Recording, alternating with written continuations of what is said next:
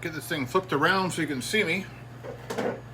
Hey, thanks for joining another Wednesday virtual tasting of the featured Effin' Beer of the Week. And this week we've got a big beer. We have Big Chief. I say go big or go home. Big Chief is a wonderful beer, and you're going to learn a little bit about it tonight. We're going to go over the recipe, we'll go over some tasting notes, and then we will open it up for some questions, Q&A, and how you can get the beer this weekend. So Big Chief is an Imperial Irish Red Ale. And, you know, people don't think of Irish Reds of being big, robust beers. They're typically, in the mid-4s to mid-5 ABVs.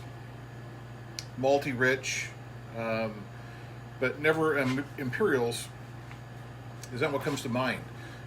Imperial Reds are typically West Coast, Northwest style red ales, and there's some really good examples of those, which are much hoppier and much higher alcohol content.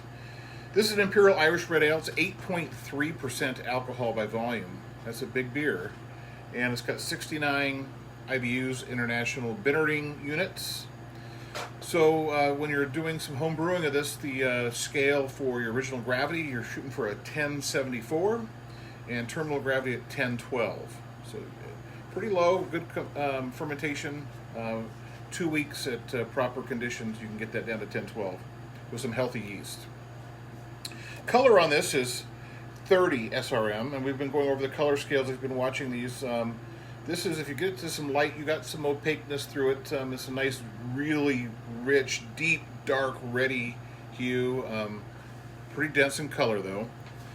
And so that's 30 is a pretty dark beer. We did a third barrel batch, which is about 11 gallons. We used Dublin water profile, and we used the White Labs WLP002, which is the Fuller's yeast strain.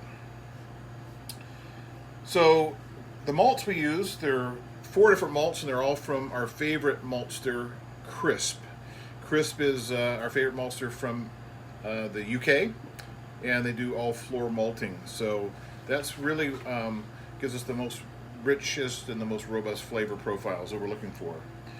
So Maris Otter is our base malt here, and we use 30 pounds, which gives us about 88% of the malt bill.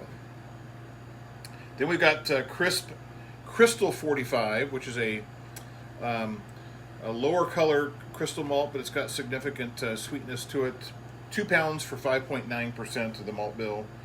We have Crisp Crystal 120, which is much darker, and it gives you some of those burnt raisin, dried fruit flavors, and 1 pound for 2.9%. And finally, we're using some Crisp roasted barley. That's giving us those dark, rich colors on this, and 1 pound for 2.9% of our malt bill. That is mashed in at a low temp of 148, and pretty low for a beer, but you know, when a beer we're going to try to get to 8.3, we need to make sure those sugarcane molecules are as short as possible so we can get the cleanest fermentation. So that's what we did, 148, and we did get down to 1012, so that's a really important aspect of that. We boiled it for 60 minutes. Once we hit boil and we started our 60-minute countdown, we added 2 different hops at 60 minutes.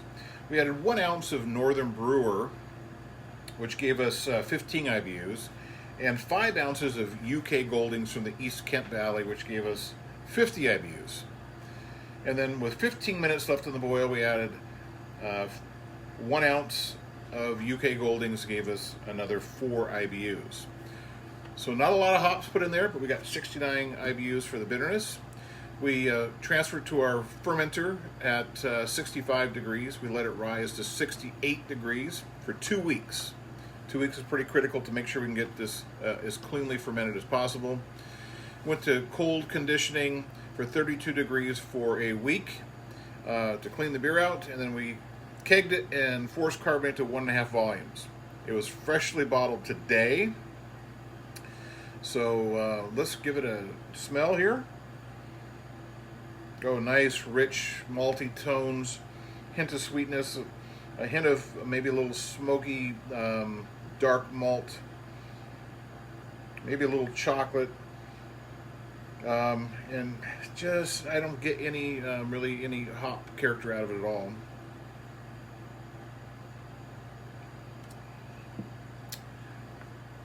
Rich, smooth, um, whole wheat bread toasted, maybe just a hint of chocolate, maybe just a tad bit of coffee flavor, um, maybe some deep, uh, dark, dried fruit flavors. I'm not getting really any um, citrusy tones at all. It's deliciously smooth, but that 69 IBUs we were talking about, what we're getting out of that is we're getting that dryness, and it's drying out my mouth to make you want to have another drink.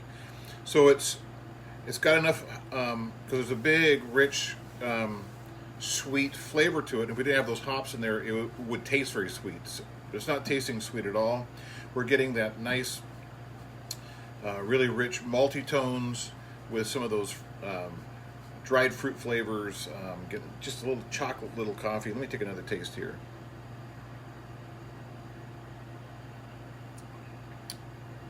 Yeah, this is nice. Poured this about 15 minutes ago, so it came out of the tap out of the bottle, excuse me, at 40 degrees, and it's been sitting here for about 15 minutes. I'd say it's probably about 45 degrees. Now it's pretty warm in here in the tasting room. Haven't been in here for a while. We've been outside for most of our tastings, so a little bit different being inside here, but it does have a lot of warmth because we have all of our coolers running here, so this stays pretty warm even in the winter. I think it'll even more flavors will come out as we get down longer into the tasting.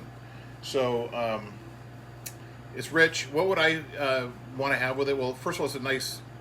I think it would really go good with barbecue. I think any of those barbecue tones, barbecued foods, that's got smokiness to it, or it's got some nice dry rub on it, or it's got some great sauces on it. I think it would really go well with it.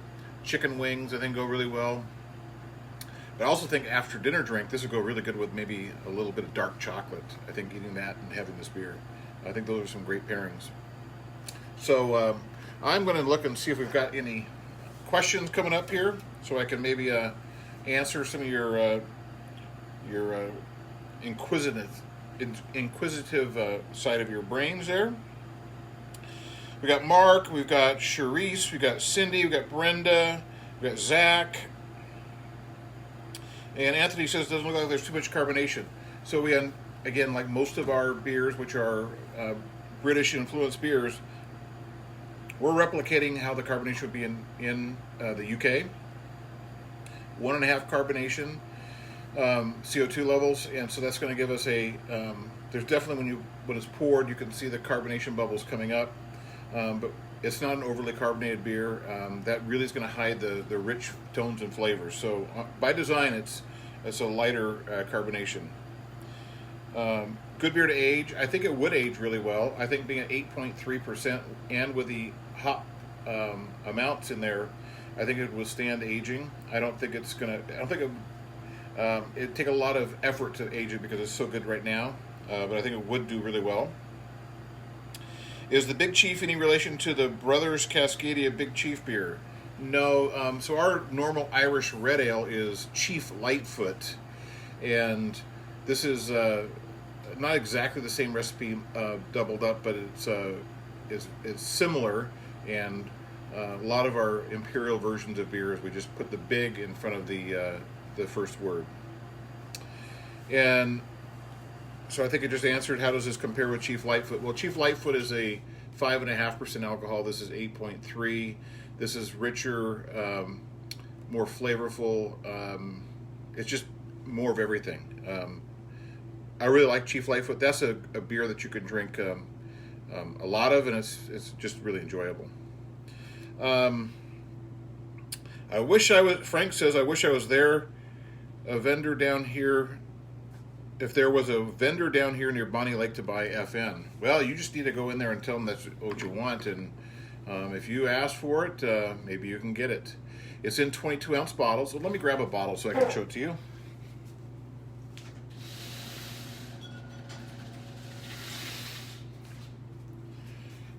It's in a beautiful bottle. I think the colors came out really well. Big Chief is an English Irish red ale, Imperial, and it's got all the ingredients on the side. And what it says on the bottle, it says, for the biggest of celebrations, one needs to pull out the big guns. Big Chief is suitable for any special occasion and sure to be the highlight. Big, bold, dominant, and completely in charge. Big Chief will not disappoint. Best to share with a friend because of the high alcohol volume. I am Indian. I dance. This is my dance.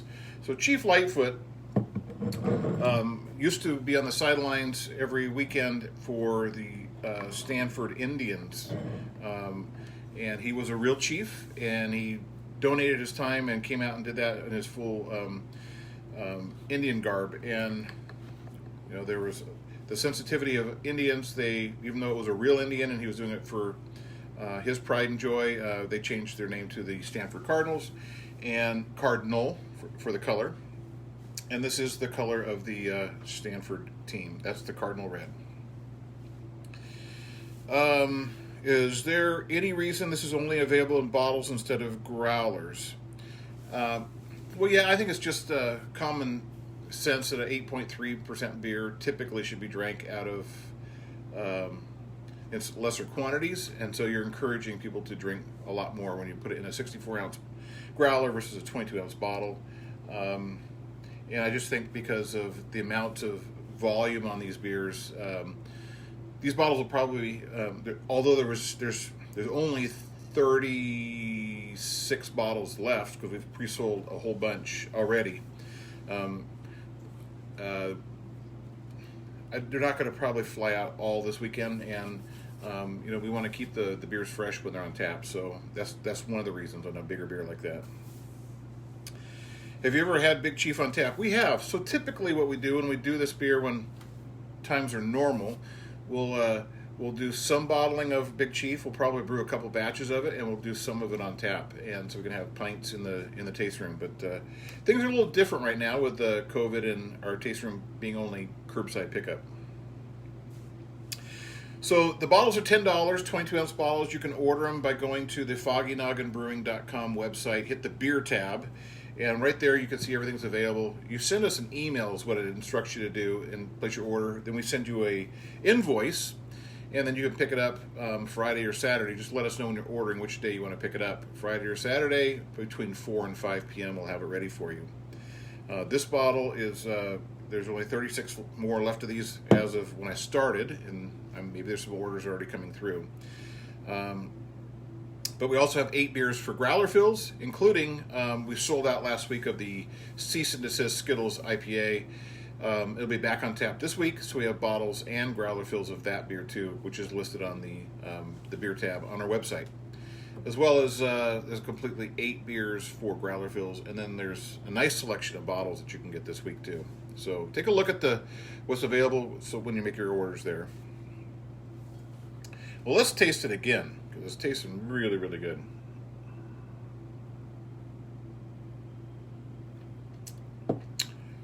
Well, that does taste nice. It is a little bit warmer now. I think that the malt tones are coming out a little bit greater. I'm going to move this a little closer so I can see these questions a little bit better. He's looking forward to the taste room opening and cashing all my finished growler cards for free pints. So, hey, that's interesting. So, the best way to, if you're a frequent Foggy Noggin customer, we have a prepaid growler card, and the prepaid growler card it allows you to get 12 growler fills, and so most growlers are $16 for fills, and if this one was in a growler, it'd be $22. The Cease and Desist Skittles IPA is $22 for growler fill, and all squares are the same value. So if you only did $22 growler fills, obviously you're getting a lot more than your $150 growler card, prepaid growler card. One of the things is if you have a completed growler card and you turn it in, you do get a free pint at the end of that. So there's an extra bonus. So some people have been getting growlers every weekend through this whole COVID, so they've got several prepaid growler cards that are full. So Cashing them in is going to be a lot of fun. Bring some friends so you don't drink it all yourself. Or spread it out over time. So it's interesting for this beer that all 4 malts come from the same malts. They're crisp. My favorite malts. I just think they have the best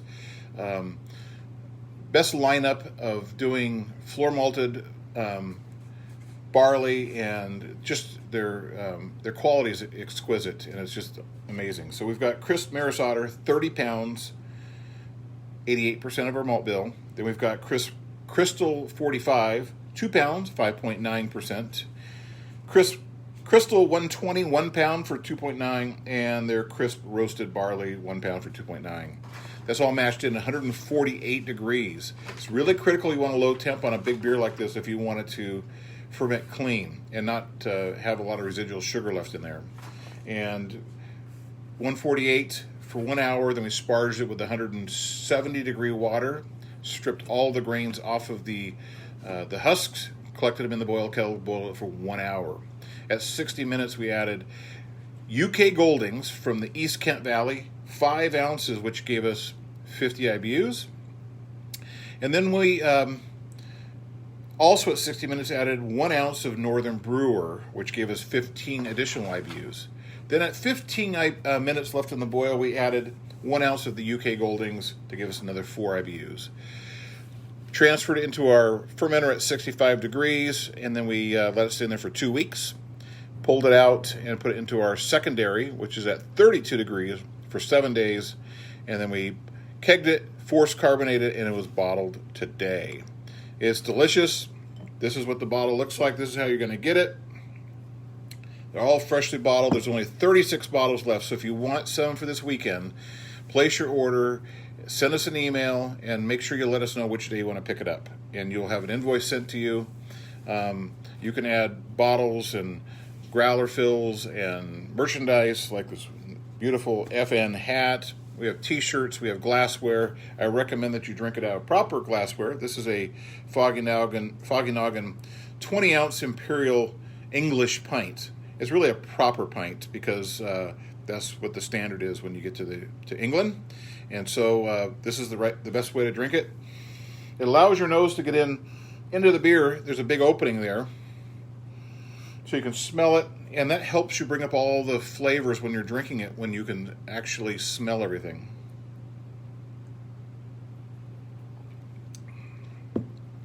This would be a dark, multi-grain wheat bread that's toasted, maybe double toasted, to get you that almost charred ends on it.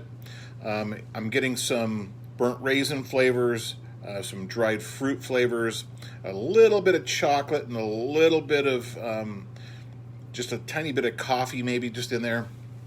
It's deliciously upfront, little sweet. It turns into more of a dry, full flavor in the middle of the tongue with the alcohol there, and in the back it goes very long, lingering, dry bitterness, but not hoppy bitterness. Nothing astringent to it at all. Foods I was saying that I thought would really go well with it is any kind of barbecued foods, anything smoked or dry rubbed, or sauces, chicken wings. I think go really well there. By itself after dinner drink, I think it'd be a great after dinner drink, and also I think good with dark chocolate for a nice dessert. Frank says he's going to talk to the Cascades in Puyallup about bringing some in beers. Well, let me know what they say, Frank. We've got Chuck and Colleen watching. Welcome. Diane's watching. Zach says Chief Life's one of his favorite beers of all time. Big Chief is so delicious and unique too. Russ just joined us, and Ryan just joined us. So if you got any questions, let me know. But this beer is only available in bottles. It's a great beer, and we only brew it usually once a year. 22-ounce bottles for $10. There's only 36 left. Go to the Foggy Noggin Brewing website, hit the beer tab, and all the details are there. Get your orders in before it sells out. We also have 8 beers available for growler fills, and we did sell out of the Cease and Desist Skittles IPA last weekend. So if you know, the Seahawks did really well. I think it was that last drink I took of it before that last play that really stopped the Patriots from scoring. So I think the beer has a lot to do with how the Seahawks play. So you want to make sure you have enough of it to get you all the way to the last play of the game, because that came down to the last play of the game on Sunday, and you're going to need it again this weekend. Zach says, if we drink it with barbecue, what spice level would you recommend? Well, I think because this is so malty and full flavored, I think it would handle probably just about anything. I think it would cool your mouth from really hot ones, but I don't like it so hot where I can't taste the food. So I typically am about a 3 or 4 for my upper range. When I get to spicy, when I get to 5s, I just can't taste the food even, and I don't think that's fun if you can't taste the food. And Colleen says, we have to thank you for the win. See, if I didn't make the official beer for the Seahawks and you guys didn't drink it, I don't think they could have done it. So well done for all of you who had the beer for the game and were drinking it. And that really, it takes, since there's no fans there, we got to do it through other means, and it's drinking the correct beer at the right time. I think the Seahawks appreciate it. We'll drop a note to Pete Carroll and tell him all of the Foggy Noggin beer drinkers were the reason that that last play really worked. So if you've got any other questions, let me know. But next week we're bringing back a very limited amount for next week of our Effin' Rye IPA, which is a favorite of everybody, and that'll be for growler fills only and very limited, so that's going to probably sell out too. So that's a very limited beer. Tomorrow night we're doing our virtual happy half hour. So that's at 5:30 on Facebook Live, and you get a little music, song, and a little mischief to make you laugh and get you through to the weekend, because that's when the weekend starts officially each week. And so that's tomorrow, 5:30. Next Wednesday at 6, we have another virtual tasting with the Effin' Rye IPA. That'll be all growler fills. And we have the curbside pickup both Friday and Saturday this weekend. So if there's no more questions, I'm going to let you guys get on to the rest of your... Well, we've got one here. Have you ever invited Lynch to come and visit the Taste for the Skittles IPA? Well, I have here it is, open invitation. And I will buy him a growler of Cease and Desist IPA, Skittles IPA, and give him a bottle of it so he can have both. But I don't think he probably is interested in coming. But if anybody knows him, let him know he's got a standing offer at Foggy Noggin for the beer that was really inspired by him. And Effin' Rye IPA, Zach, yes, it's going to be awesome. So cheers, everybody. This is hump week, so you're over half week. But, tomorrow after our happy half hour, the weekend officially starts. So we're really close to the weekend. So cheers, everyone. Thanks for joining. And I will archive this, so if you just joined late and see the whole thing, it'll be on Facebook, on the Foggy Noggin Facebook page, and you can rewatch it again. See everybody soon. Stay safe. Cheers.